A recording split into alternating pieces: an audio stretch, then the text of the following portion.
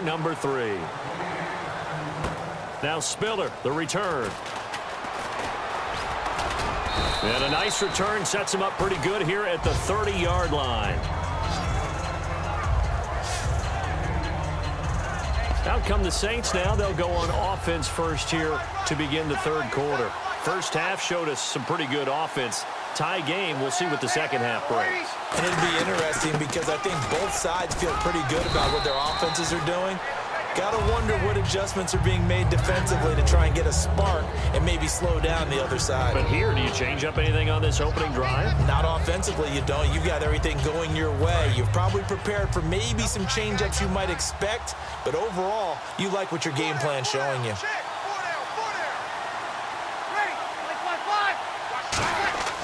Breeze to throw on second down. Over the middle, it's Thomas. And to the 42-yard line here and brought down there. 8 yards on the pickup there, and it moves the sticks. I think that's a big pickup for a first down because when you run a drag route against zone, you're sometimes asking for trouble because you might run into a defender. Yeah, well, there they ran into a first down, executed it to perfection. This is Ingram on 1st and 10. And he's going to take this one up only to about the 44-yard line. Give him a couple on the carry there, 2nd and 8. That's a good play by the guys on the defensive side of the ball. Held him to a gain of 2. And that changes the playbook a little bit now for the guy calling plays. 2nd and 8. Now he's got to probably think about going to the air instead of maybe staying with the ground game.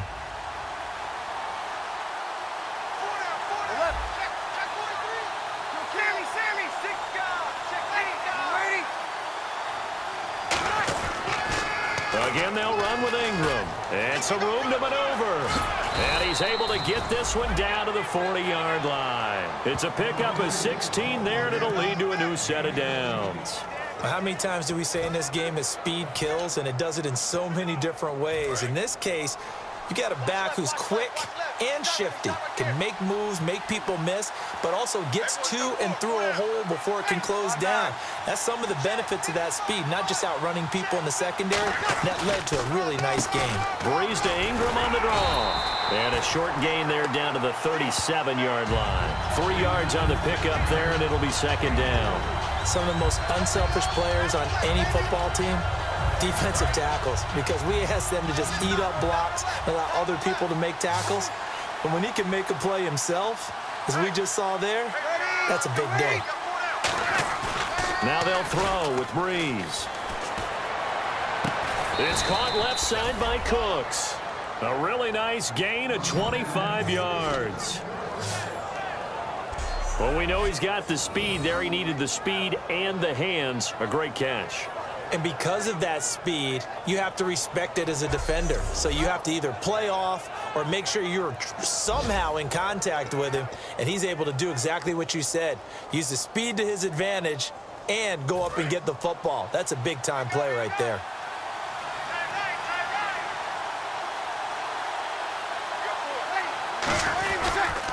Breeze hands to Ingram. And he'll get this one down to about the 10-yard line. A gain of 3, 2nd down.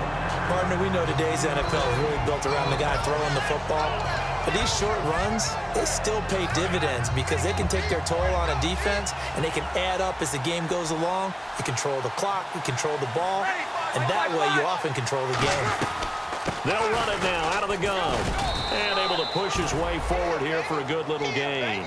5 yards on the pickup, and they're going to have a 3rd down. Frustrating for a defense, energizing for an offense. Finding a way to create that type of yardage in your running game, that'll make the guys carrying the ball very, very happy.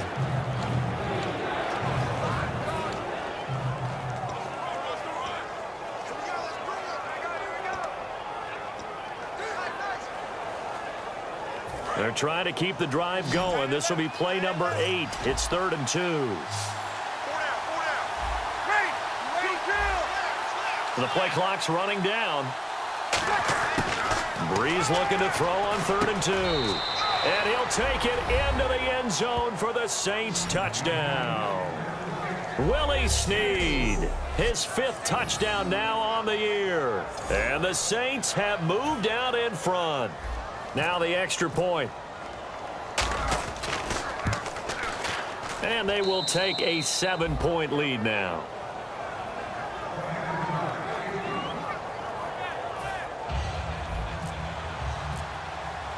Morstead out now following the touchdown to kick. That's fielded in the end zone. And no run back here. This will be a touchback, and it comes out to the 25-yard line. So we get set to start this third quarter. Here's the Falcons offense now. They're down in this game. A chance for the offense, though, to put something on the board, get some momentum here in half two. Try and get things kick-started for them. And you know at the half, they discussed how they were going to get that done. This is where scripting comes into play a lot of the time. How many plays do you script coming out of the second? Most of the time in the first half, you're scripting 12 to 16. I think in the second half, you're really scripting more like 8 to 10. Kind of a starter or an opener, whatever terminology they use. Just something to get you off to a quick start.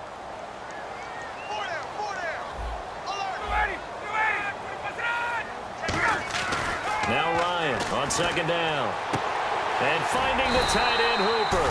And he's brought down. Give him 12 yards on that one. It earns him a fresh set of downs. Okay, when the big guy runs a corner route, you're asking a lot no matter who's covering him. Doesn't matter whether it's a linebacker or a defensive back. Yeah. He usually has the advantage because of his body type.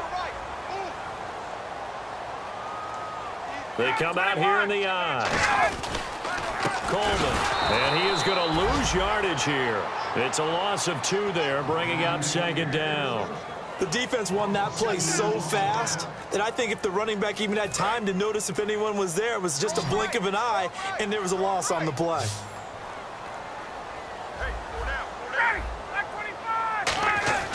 On second down, Ryan connects with Sanu right side. And able to break one tackle, but then quickly brought down. But a nice little gain. We just saw an example of what we talk about all the time when we meet with coaches. They want that hidden yardage to come to the front when they throw the football. Throw it, catch it, and then pick up more yardage after the catch.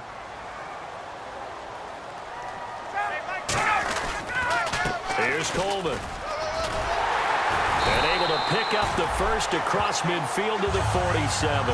7 yards there, good enough to move the sticks. I don't know about you, but that almost felt like old-time football there. 3rd and 2 is not necessarily just a running down anymore. A lot of times they want to throw the ball. They went back to the roots and powered forward and got the first down. It's caught over the middle. Hooper. 12 yards there as they move the chains. And coaches always harp on the quarterback reading the defense and getting it to the open man. That's good recognition there. And how about what he did after the catch? Yeah, hit your tight end, let him get some rack. Yeah, when he gets moving, not many guys want to come over and put a hit on him, do they? They'll run it now out of the gun. And he's going to fight his way forward here for a modest gain. It's a pickup of 4, and it'll bring up second down. Not a run that you're going to write home about, but still a good first down run. That's what an offense calls staying on schedule.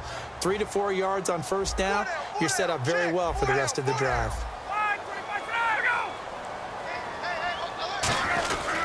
They stay on the ground. Again, it's Coleman.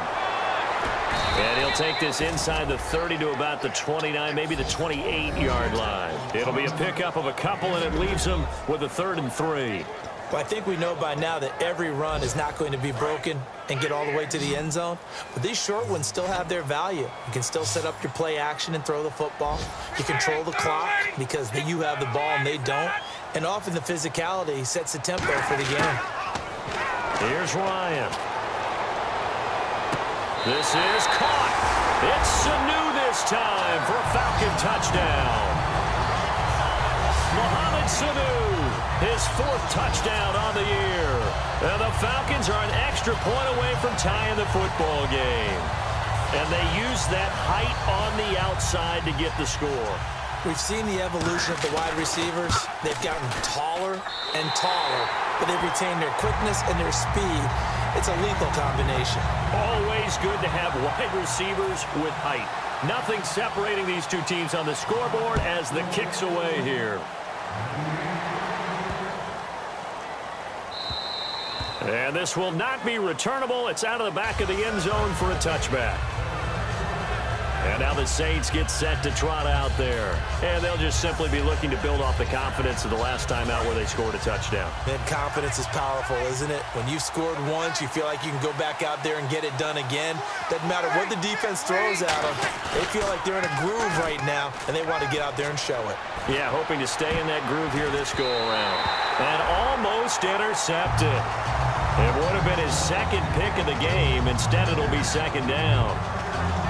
I guess they figure with a guy who is that hot downfield, who knows how to get the ball into the end zone, you throw it up and give him every opportunity, even though that one fell incomplete. Yeah, he's already been in the end zone multiple times. Tried to target him again deep there, but unsuccessful.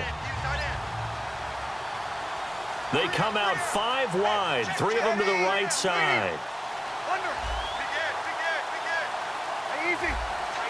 They come up in an empty set. 4 wide receivers, 1 tight end. Now Breeze. He's got his man. It's Brandon Coleman. A good pickup there of 20 yards.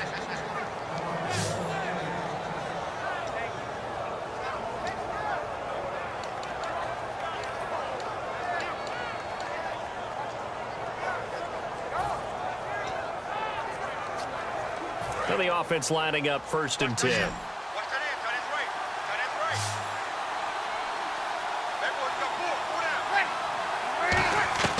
Throwing on 1st down is Breeze. Throw complete right side to Cooks.